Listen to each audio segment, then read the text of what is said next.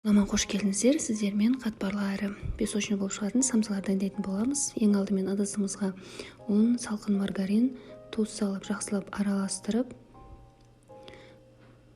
қамыр дайындап аламыз. Қолымыздың көмегімен ұн мен маргаринді осылай жақсылап уатып аламыз. Біркелкі масса болғанға дейін. Сосын барып үстіне жұмыртқаға сметана, разрыхлитель немесе сода салып араластырып, маргариннің үстіне салып, жұмсақ қамыр илейтін боламыз. Ұнды бірден салып жібермеңіздер, себебі қамыр қатты болып қалуы мүмкін. Сол себептен ұнды аз-аздан сала отыра, осылай жұмсақ қамыр илейміз. Мінекей қамырымызды жақсылап илеп алғасын. Тоңазытқышқа кішкене уақытқа қоя тұрамыз. Енді салмасын дайындаймыз. Салмасына фарш, пияз және қара бұрыш, тұзды салып, жақсылап араластырып, салмасын дайындап аламыз.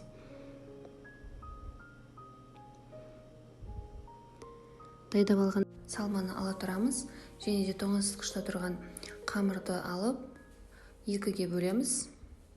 Қамырдың біріншісін ұнның көмегімен шоқайтып жайып аламыз. Және де ол арада маргаринді ертіп, кішкене суытып аламыз. Суыған маргаринді жұқайтып жайылған қамырдың үстіне жағып шығатын боламыз.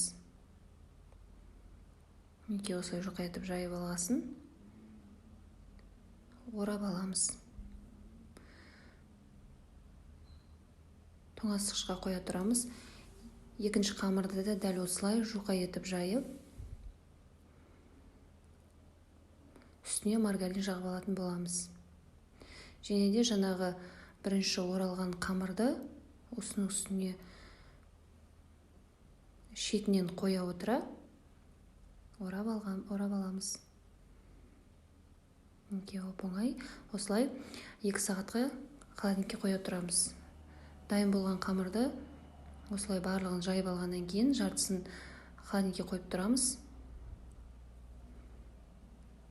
Мінекей салмасын салып, осылай ортасынан кесіп, орап, түйіп алатын боламыз.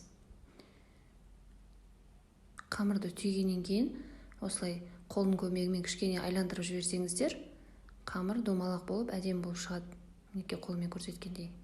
Және де үстіне жұмыртқа жағып, күнжіт сеуіп, 180 градуста пісіріп аламыз. Ас болсын.